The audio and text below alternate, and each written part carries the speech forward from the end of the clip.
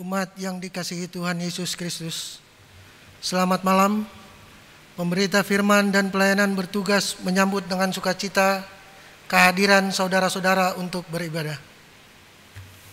Kiranya kesetiaan beribadah kepada Tuhan merupakan ungkapan syukur nyata dan menjadi persembahan yang hidup dan kudus dan berkenan di hadirat Allah.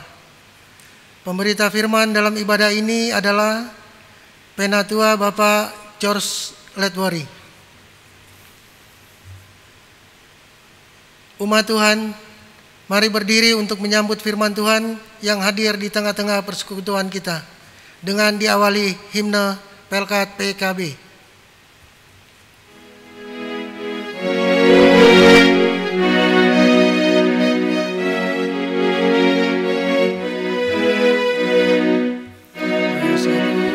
Tuhan kau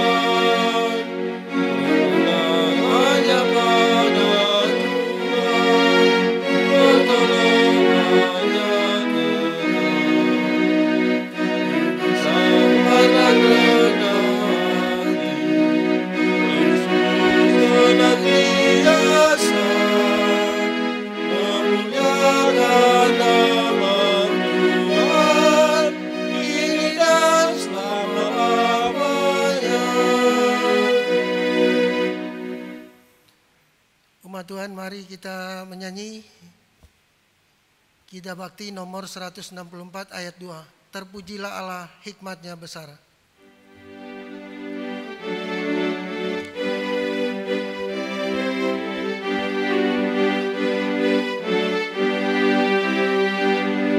Dan darah-Nya lah yang menebus mereka yang yakin janji kudus. Dosanya betapapun juga keji, dihapus olehnya, dibasuh bersih. Pujilah, pujilah, buatlah dunia bergemar, bergemar, mendengar suaranya. Dapatkanlah Allah demi putranya, dipuji padanya sebab hikmatnya. Kita berdoa. Ya Tuhan, Allah Bapa yang ada dalam kerajaan sorga, terima kasih karena begitu besar kasih-Mu pada kami semua, sehingga kami datang padamu untuk mengadakan ibadah persekutuan PKB Jemaat GPIB Tugu pada saat ini. Berkati kami semua ya Tuhan, walaupun saat ini kami belum bisa berjumpa dan bertatap muka dalam ibadah persekutuan PKB, tetapi kami tetap bersyukur masih bisa beribadah walaupun dilaksanakan secara garing. Ya Tuhan, berkati kami semua Bapak-Bapak PKB yang ikut beribadah pada saat ini dan beribadah di rumah masing-masing. Berkati juga kami semua yang ada di tempat ini ya Tuhan, khususnya Penatua Bapak George Letwari yang akan memimpin ibadah ini. Biarlah ibadah ini kami mau serahkan ke dalam tangan-Mu. Hanya di dalam nama Tuhan kami berdoa. Amin. Mari kita membacakan Mazmur secara berbalasan. Mazmur 37 ayat 27 sampai 29. Jauhilah yang jahat dan lakukanlah yang baik. maka engkau akan tetap tinggal untuk selama-lamanya. Sebab Tuhan mencintai hukum, dan Ia tidak meninggalkan orang-orang yang dikasihinya. Sampai selama-lamanya mereka akan terpelihara, tetapi anak cucu orang-orang fasik akan dilenyapkan. Orang-orang benar akan mewarisi negeri dan tinggal di sana senantiasa. Umat Tuhan dipersilakan duduk. Mari kita menyanyi Kidung Jemaat nomor 50A. Inilah saatnya bagi kita.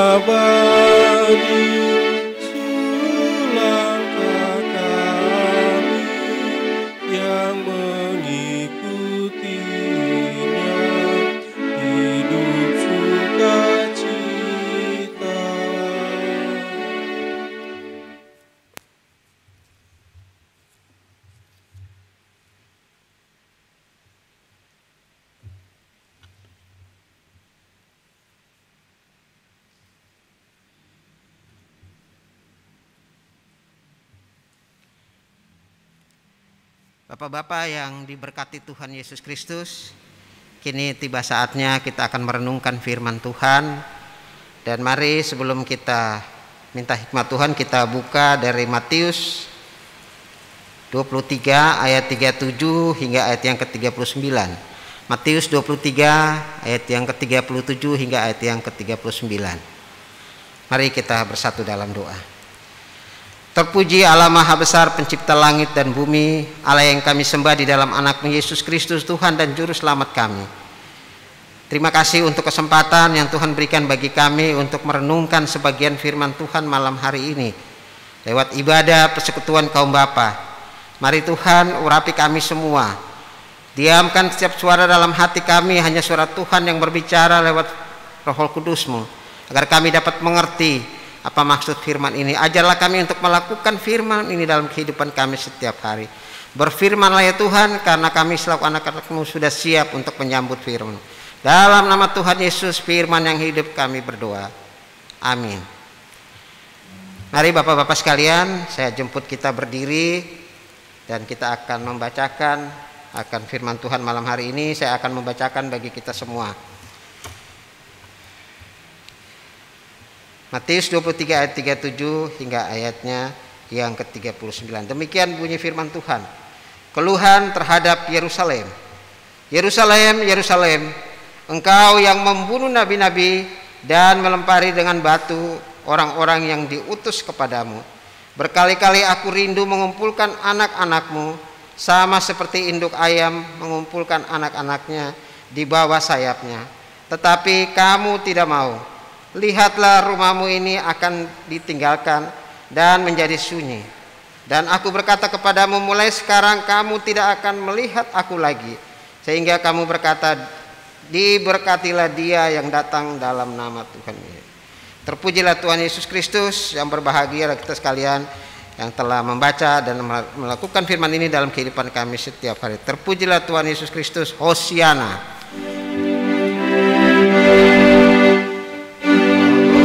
Hosiana, Hosiana, Hosiana. Bapak-bapak dipersilakan duduk kembali.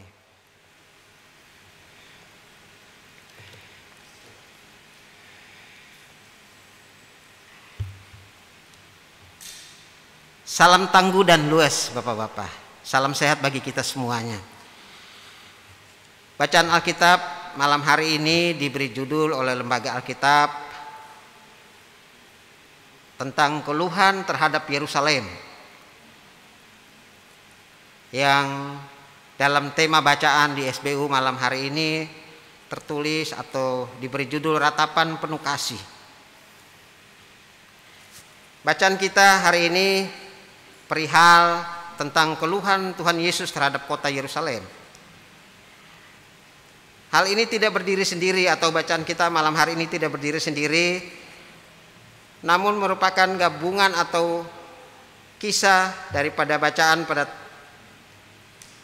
ayat yang ke-29 hingga ayat yang ke-36 tentang kecaman Tuhan Yesus kepada ahli-ahli Taurat dan orang-orang Farisi, karena sebagai tokoh-tokoh agama yang seharusnya menciptakan suasana yang adem, tentram, atau menjadi panutan, menjadi teladan bagi kita semua,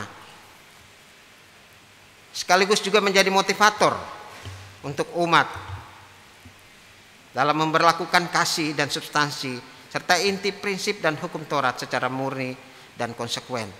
Akan tetapi Bapak-bapak yang dikasihi Tuhan kita Yesus Kristus, mereka justru hidup dalam kebencian dan intoleran, radikalisme, eksklusif, bahkan sikap tertutup yang tidak mau bersahabat dan menolak mentah-mentah terhadap kebenaran akan firman Tuhan. Atau dengan kata lain, mereka tidak mengikuti aturan yang ditetapkan oleh Tuhan Yesus Kristus sendiri. Bapak-bapak yang dikasihi oleh Tuhan kita Yesus Kristus, para nabi dan para rasul yang Tuhan utus, sebagaimana kecaman Tuhan Yesus yang tertulis dalam Injil Matius pasal 23 ayat yang ke-29, yang kita bisa buka sama-sama, kita lihat kembali dalam bacaan kita pada malam hari ini, ayat yang ke-29 demikian bunyi firman Tuhan. Celakalah kamu hai ahli-ahli Taurat dan orang-orang Farisi, hai kamu orang-orang munafik, sebab kamu membangun makam nabi-nabi dan memperindah tugu orang-orang saleh, dan berkata, jika kami hidup di zaman nenek moyang kita, tentulah kami tidak ikut dengan mereka dalam pembunuhan nabi-nabi itu. Tetapi dengan demikian kamu bersaksi terhadap diri kamu sendiri bahwa kamu adalah keturunan pembunuh nabi-nabi itu. Jadi penuhilah juga takaran nenek moyangmu. Hai kamu ular-ular, hai kamu keturunan ular beludak, bagaimanakah mungkin kamu dapat meluputkan diri dari hukuman neraka? Sebab itu lihatlah, aku mengutus kepadamu nabi-nabi, orang-orang bijaksana dan ahli-ahli Taurat. Separuh di antara mereka akan kamu bunuh dan kamu salibkan, yang lain akan kamu sesah di rumah-rumah ibadatmu dan kamu aniaya dari kota ke kota, supaya kamu menanggung akibat penumpahan darah orang-orang yang tidak bersalah, mulai dari Habel orang benar itu sampai kepada Sakaria anak Berekia yang kamu bunuh di antara tempat kudus dan mezbah. Aku berkata kepadamu, sesungguhnya semua ini akan ditanggung angkatan ini. Bapak-bapak yang dikasihi Tuhan kita Yesus Kristus, kecaman Tuhan Yesus kepada ahli-ahli Taurat dan orang-orang Farisi karena sebagai tokoh agama yang seharusnya menciptakan suasana yang adem dan tentram sudah tidak terjadi lagi oleh para ahli Taurat itu. Untuk itu malam hari ini mari kita lihat hal pertama yang dapat kita angkat atau kita pelajari malam hari ini. Marilah kita dalami terlebih dahulu siapakah ahli-ahli Taurat itu dan orang-orang Farisi dalam bacaan kita malam hari ini. Dalam perspektif sosiologi agama, ahli Taurat dan orang-orang Farisi ini adalah para ulama Yahudi yang juga adalah pakar-pakar hukum Taurat. Mereka berperan sebagai rabi di Yerusalem. Akan tetapi di antara mereka ada juga yang merupakan pimpinan dan anggota Sanhedrin, mahkamah agama Yahudi di kota Yerusalem. Mereka ini sangat berkuasa dan berpengaruh. Bahkan fatwa mereka sangat menentukan celaka atau tidak celakanya seorang. Bahkan menentukan hidup atau matinya seseorang. Fatwa yang dimaksud adalah kita bisa lihat kisah tentang peristiwa seorang Ahok dengan fatwa yang membuat dia harus menghadapi persoalan tersebut. Ahli-ahli Taurat atau para ulama Yahudi ini didominasi oleh ulama asal dua mazhab besar agama Yahudi pada waktu itu, yakni mazhab besar agama Yahudi atau yang dikatakan di sana bahwa mazhab Farisi dan Saduki. Perbedaan mencolok antara mazhab Farisi dan Saduki adalah orang-orang Farisi menganut keyakinan akan adanya kehidupan setelah kematian, sedangkan orang-orang Saduki sama sekali tidak percaya adanya kehidupan setelah kematian. Disitulah Bapak-Bapak sekalian letak permasalahannya. Mengapa Injil Matius yang ditulis oleh penginjil asal Yahudi dan diperuntukkan bagi jemaat Kristen asal Yahudi ini menempatkan ahli-ahli Taurat dan khususnya orang-orang Farisi sebagai cameo atau yang disebut sebagai cerita yang cuma kecil, dimunculkan sedikit saja dalam kisah besar tentang Yesus dalam Injil Matius. Namun meski kecil Bapak-Bapak sekalian, namun muncul sekilas saja, akan tetapi meninggalkan kesan yang cukup dalam dan membekas dalam kerangka atau konstruksi Injil Matius yang ditulisnya. Bapak-bapak yang dikasihi Tuhan kita Yesus Kristus, kisah tentang penghakiman pada akhir zaman menuju pada kehidupan setelah kiamat. Kedatangan Yesus kembali pada hari Maranatha kelak sebagaimana yang tertulis dalam Injil Matius 25. Bila kelakuan ahli-ahli Taurat dan orang-orang Farisi yang sangat kacau dan brengsek itu Bapak-bapak sekalian, serta selalu menjadi biang kerok dan segala permasalahan yang membuat para nabi atau rasul menjadi susah hati Bapak-bapak, maka pada saat pengadilan dan penghakiman akhir, saat anak manusia datang kembali dalam kemuliaannya dengan disertai oleh malaikat berpasukan, ketika seperti gembala, ia akan memisahkan domba dan kambing dengan menempatkan domba-domba atau dengan kata kiasan orang-orang yang saleh, orang-orang yang selalu mengandalkan Tuhan, orang-orang yang berintegritas. Namun ada juga dipisahkan dengan orang-orang yang dikategorikan sebagai kambing-kambing atau orang-orang yang tidak berdedikasi, orang-orang yang selalu melakukan hal-hal yang tidak dikehendaki oleh Tuhan, orang-orang yang melanggar aturan, yang selalu mencelakakan sesama atau makhluk ciptaan lainnya. Para tokoh agama dan ulama Yahudi dan orang-orang Kristen serta para pelayan masa kini yang kelakuannya sama sekali dengan tidak sesuai dengan kehendak Tuhan. Bapak-bapak yang dikasihi Tuhan kita Yesus Kristus, ketika ini terjadi pada kita sekalian, kita dikelompokkan sebagai bagian yang mana Bapak-bapak? Apakah kita dikelompokkan dalam bagian sebagai domba-domba, ataukah kita dikelompokkan sebagai kelompok yang ada di bagian kambing-kambing? Kalau penghakiman itu terjadi atau dilaksanakan oleh Yesus pada hari ini, kembali kepada diri kita Bapak-bapak, kita mengkoreksi diri kita masing-masing, apakah kita sudah siap dan kita ada dalam bagian yang mana. Begitulah maksud penginjil Matius yang mengajak kita pada hari ini para pembaca agar merenung dan merefleksikan diri untuk bercermin guna berintrospeksi diri, apakah dalam pelayanan kita berjemaat atau ber-PKB para pembaca kita serupa dengan tabiat dan keteladanan buruk ahli-ahli Taurat itu, ataukah bagaimana Bapak-bapak? Mari kita kembali kepada diri kita sendiri, kita koreksi diri kita sebelum terlambat Bapak-bapak. Marilah bertobat agar tidak ditimpa celaka dan petaka oleh murka Tuhan. Hal yang kedua Bapak-bapak yang kita pelajari malam hari ini, mari kita dalami juga mengapa Yesus mengeluh terhadap kota Yerusalem Bapak-bapak. Mengapa kota Yerusalem yang dikeluhkan oleh Yesus, bukan kota Nazaret, bukan kota Bethlehem, tapi mengapa Yerusalem Bapak-bapak? Karena Yerusalem saat itu adalah pusat pemerintahan orang-orang Yahudi, dan utamanya Yerusalem adalah pusat kegiatan peribadahan. Begitu juga di Yerusalem ada bait suci. Di Yerusalem pun ada Sanhedrin atau mahkamah agama yang saya sebutkan tadi, mahkamah agama Yahudi. Maka mestinya Yerusalem seperti arti dan makna yang terkandung dalam istilah Yerusalem itu sendiri. Seharusnya Yerusalem menjadi pusat damai sejahtera serta kesukacitaan, ibarat payung yang membuat keteduhan kita. Yerusalem meneduhkan dan menenteramkan serta memberikan kenyamanan bagi setiap orang yang datang kepadanya. Apalagi yang tinggal dalam kota Yerusalem tersebut. Akan tetapi Bapak-bapak yang dikasihi Tuhan kita Yesus Kristus, karena ulah yang tidak bertanggung jawab oleh para ahli Taurat dan orang-orang Farisi yang berkuasa dan mendominasi pengambilan kebijakan politik, maka Yerusalem tak ubahnya menjadi seperti neraka, menjadi kota yang menjijikan dan mengerikan Bapak-bapak sekalian.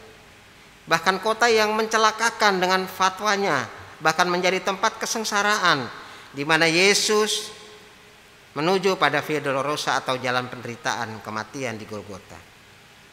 Yerusalem bukan lagi kota damai, tapi kota yang menjijikan. Yerusalem dalam perikop bacaan kita hari ini menjadi personifikasi dari kebobrokan, radikalisme dan intoleran ulama Yahudi yang menyebabkan kesusahan, penderitaan, ketakutan, petaka dan bencana bagi siapapun yang berbeda keyakinan, berbeda prinsip dan berbeda pandangan, seperti yang telah memakan korban para nabi dan rasul. Bapak-bapak yang dikasihi Tuhan kita Yesus Kristus, di zaman sekarang ini marilah kita jadikan diri kita sebagai Yerusalem yang asli. Kenapa saya katakan Yerusalem asli, Bapak-bapak? Karena Yerusalem asli ada Yerusalem yang mendatangkan kedamaian, damai sejahtera, sukacita, bagaikan payung tempat kita berteduh. Namun yang terjadi Yerusalem pada saat itu adalah Yerusalem yang tidak nyaman dengan ulah dari para ahli-ahli Taurat dan orang Farisi. Nah, kehadiran kita Bapak-bapak sekalian malam hari ini, mari kita koreksi diri kita. Apakah kita sudah menjadi tempat untuk orang lain berteduh di dalam kita ber-PKB? Itulah sebabnya Bapak-bapak mengapa Tuhan Yesus sampai mengeluhkan Yerusalem. Bahkan kemudian memuncak hingga Yesus pun menangisi kota Yerusalem itu sendiri. Sebagaimana yang tertulis dalam Injil Lukas 19 ayat 41 hingga ayat yang ke-44, yang bila kita cermati isinya, sebenarnya Yesus bukan cuma keluhkan Yerusalem, bukan juga cuma menangisi kota Yerusalem, akan tetapi bersamaan dengan itu Yesus pun mengutuk kota Yerusalem karena kebobrokan dari ulah para ahli-ahli Taurat dan orang-orang Farisi itu sendiri. Akibatnya yang terjadi Bapak-bapak yang dikasihi Tuhan Yesus Kristus, realitas hukum sebab akibat terwujud hukum tabur tuai. Apa yang ditabur itulah yang dituai Bapak-bapak sekalian. Karena perbuatan Yerusalem yang jahat sehingga membuat susah dan keluhan di hati Yesus disebabkan oleh perilaku keji mereka, maka Yesus menangis. Tangisan Yesus itulah yang membuat ia mengutuk kota Yerusalem. Akibatnya kota Yerusalem dari dulu kala hingga abad sekarang, milenial sekarang ini tetap menjadi sumber masalah baik lokal, regional dan nasional bangsa Yahudi dan bangsa Palestina, bahkan menjadi sumber masalah yang bersifat internasional. Kita sering melihat media massa, kita sering menonton YouTube dan sebagainya atau berita-berita lain yang terjadi di Yerusalem sampai saat ini, di Palestina, kota yang diklaim sebagai kota suci oleh 3 agama samawi dan 3 agama besar dunia, agama Yahudi, agama Kristen, Katolik, dan agama Islam, hingga kini tetap menjadi sumber konflik, anarkisme dan tragedi berdarah. Tidak pernah ada damai yang sungguh-sungguh damai yang mensejahterakan semua pihak. Selalu saja genting dan berpotensi menciptakan perang. Ini semua akibat dari perilaku jahat yang membuat Yesus mengeluh. Perilaku penuh kemunafikan, penuh kebencian. Perhatikan kalimat pada ayat yang ke-38 bacaan kita malam hari ini. Lihatlah, rumahmu ini akan ditinggalkan dan menjadi sunyi. Yang Tuhan Yesus nyatakan sebagai nubuat tentang kota Yerusalem di ayat 38 bacaan kita malam hari ini. Kita bandingkan dengan apa yang Tuhan katakan dalam tangisannya yang juga bernuansa nubuatan dan kutukan sebagaimana yang tertulis dalam Injil Lukas pasal 19 ayat yang ke-42 hingga ayat yang ke-44. Injil Lukas 19 ayat 42 hingga ayat yang ke-44. Wahai betapa baiknya jika pada hari ini juga engkau mengerti apa yang perlu untuk damai sejahteramu. Tetapi sekarang hal itu tersembunyi bagi matamu. Sebab akan datang harinya bahwa musuhmu akan mengelilingi engkau dengan kubu, lalu mengepung engkau dan menghimpit engkau dari segala penjuru. Dan mereka akan membinasakan engkau serta pendudukmu. Dan pada tembokmu mereka tidak akan membiarkan satu batu pun tinggal terletak di atas batu yang lain.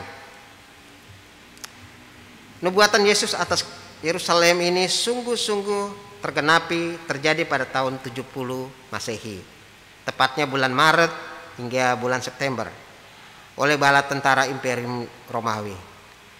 Bapak-bapak yang dikasihi Tuhan kita Yesus Kristus, catatan terakhir kita pada malam hari ini hendak memberikan pesan spiritual kepada kita kaum bapa, agar jangan pernah membiarkan diri kita menjadi penyebab keluhan atau tangisan sesama. Benar seperti apa kata tema renungan kita malam hari ini, mulanya memang karena ulah kita orang akan mengeluh dan meratap dalam kasih. Akan tetapi bila kita terus-menerus membuat sesama mengeluh dan meratap atau menangis, maka dalam keluhan dan tangisan sesama yang kita sakiti akan berperkara dengan Tuhan. Kembali lagi dengan apa yang disampaikan di awal, hukum tabur tuai. Lantas Tuhan pun akan datang untuk membela pihak orang yang teraniaya. Seringkali kita dengar kata orang yang teraniaya doanya sangat manjur, bapak-bapak sekalian. Maka yang terjadi kepada kita kaum bapak, jangan pernah membuat istri kita atau orang tua kita, bahkan anak-anak kita mengeluh atau menangis atau menjadi tawar hati, namun cuma bisa diam. Karena hal itu kita akan mengalami. Yang akan terjadi pada kita adalah hukum sebab akibat atau hukum tabur tuai tadi. Sebagaimana yang Alkitab catat dalam surat Galatia 6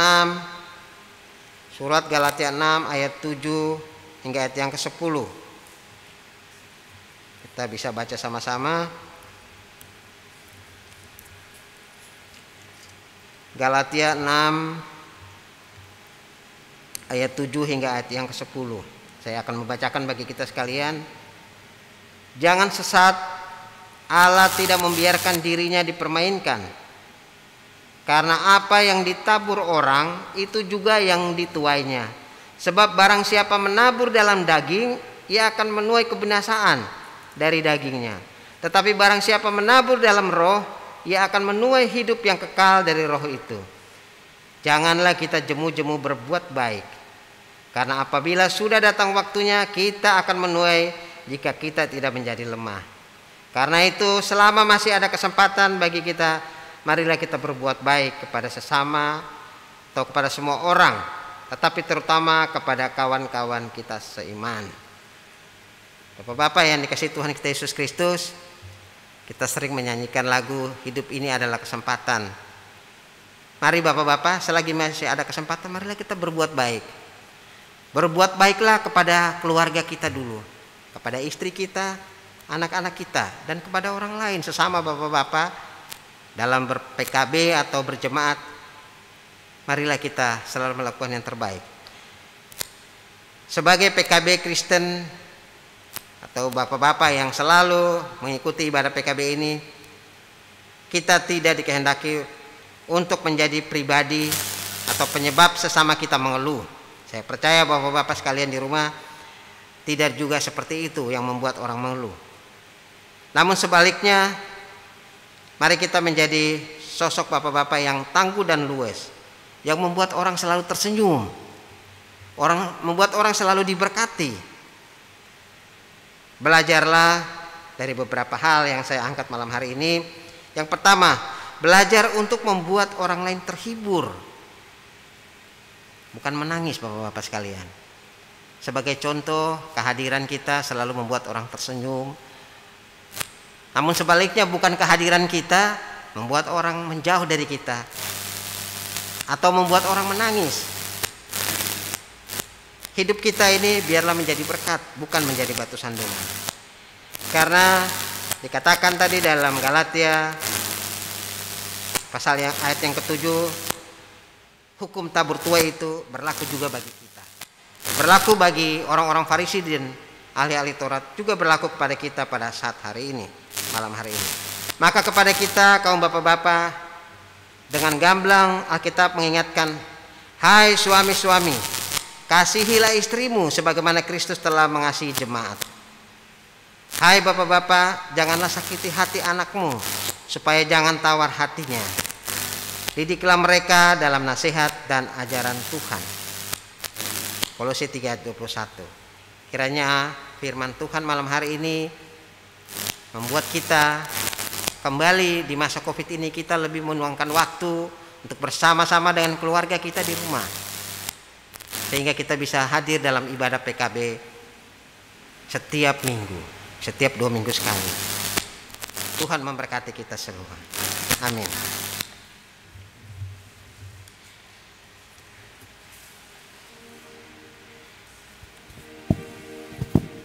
Bapak-bapak yang dikasihi Tuhan kita Yesus Kristus, kita menyanyi bersama dari Gita Bakti 40 bait yang pertama, kasih dari Tuhanku.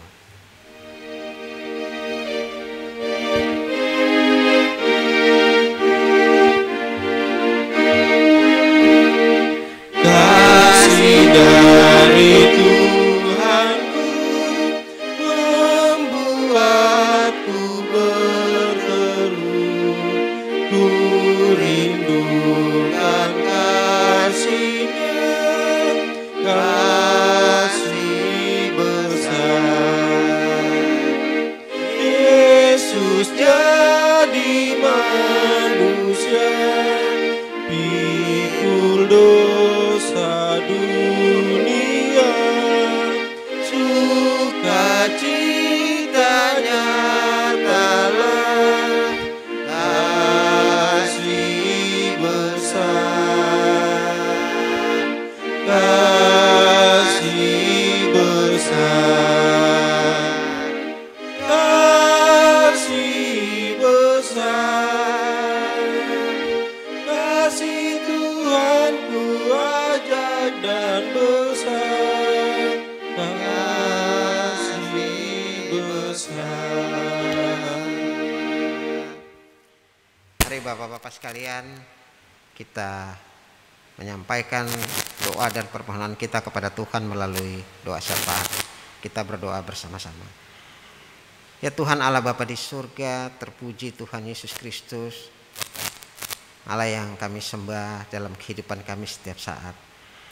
Kami bersyukur hari ini kami masih diberikan kesehatan, kami masih diberikan kesempatan untuk berkumpul bersama-sama dengan keluarga kami. Kami masih diberikan kesempatan untuk bekerja, beraktivitas. Dan saat malam hari ini kami juga diberikan kesempatan untuk beribadah, walaupun hanya melalui daring. Terima kasih karena semua ini membuat kami semakin kuat bersama Tuhan. Membuat kami tidak putus asa, membuat kami tidak khawatir di tengah-tengah pandemi COVID-19 ini.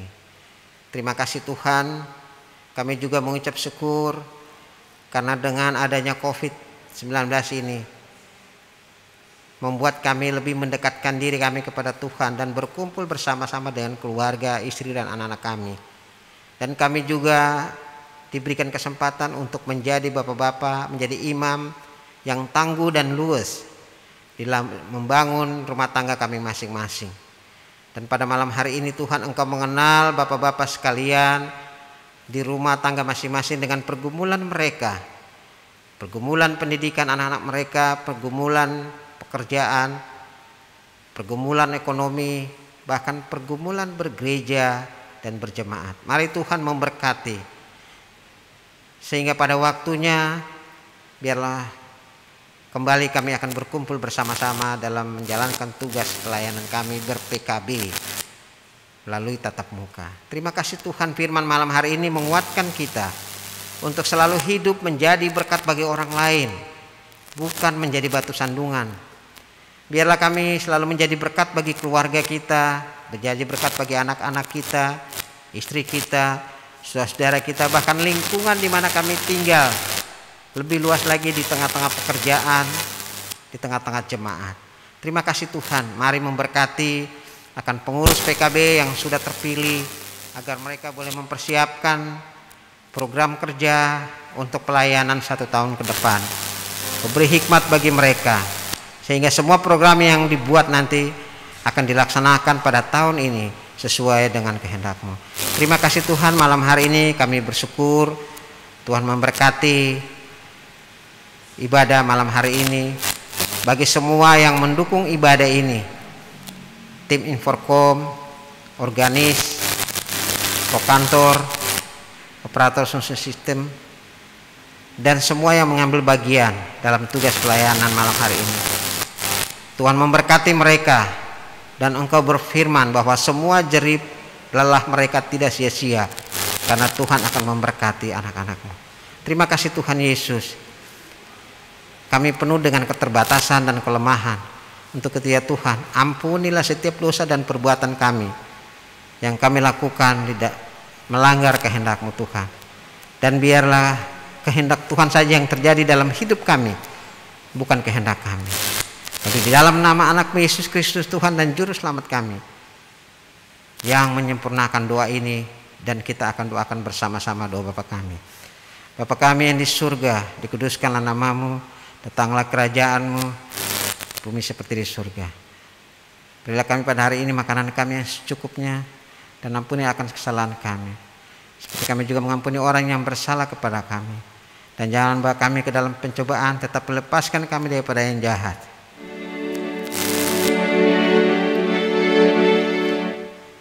Karena Engkaulah yang punya kerajaan dan kuasa dan kemuliaan sampai selama-lamanya. Amin.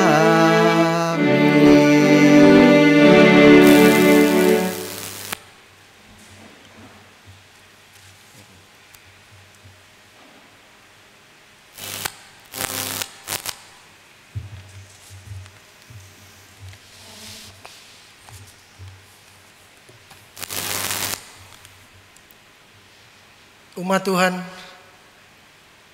mari mengucap syukur pada Tuhan dengan memberi persembahan kepadanya guna menunjang pelayanan gereja. Yesus bersabda, setiap orang yang kepadanya banyak diberi, daripadanya akan banyak dituntut, dan kepada siapa yang banyak dipercayakan, daripadanya akan lebih banyak lagi dituntut. Lukas 12 ayat 48b. Tuhan memberkati saudara dan persembahan saudara.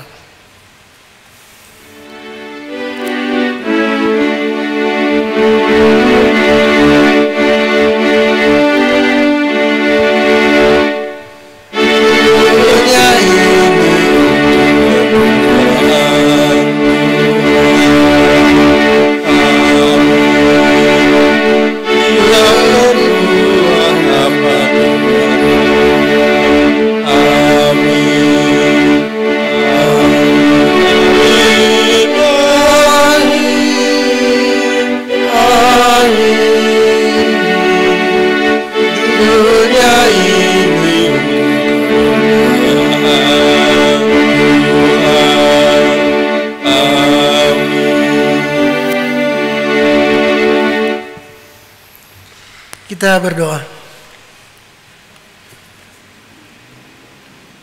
Ya Allah, Bapa pemurah, kami bersyukur karena kemurahan kasih, kuasa dan berkat-Mu melimpah dalam hidup kami. Terimalah syukur kami melalui persembahan sukarela ini ya Tuhan, dan berkatilah agar dipakai untuk mewartakan Injil-Mu dalam kata dan perbuatan bagi sesama demi kemuliaan nama-Mu. Dalam nama Yesus, Tuhan dan Juru Selamat kami. Amin. Dipersilakan duduk. Warta PKB. kami atas nama pengurus Pelkat PKB dan Jemaat mengucapkan terima kasih kepada Penatua Bapak George Letwori sebagai pemberita firman pada ibadah PKB malam hari ini. Juga kepada operator sound system, pemandu lagu, organis, dan tim Inforkom yang sudah mendukung hingga ibadah PKB secara virtual pada malam hari ini dapat berjalan dengan baik. Terima kasih, Tuhan Yesus memberkati.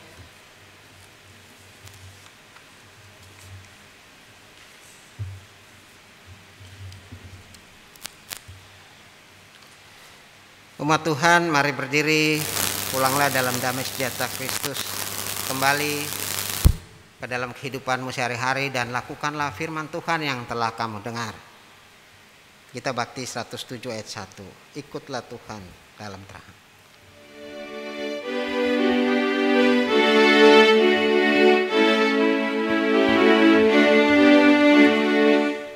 Ikutlah Tuhan dalam terang, tinggalkannya gelap, dan ingat kewajibanmu, lakukan firman-Nya, berjalan di terang, berjalan di terang, berjalan di terang, berjalan di dalam terang.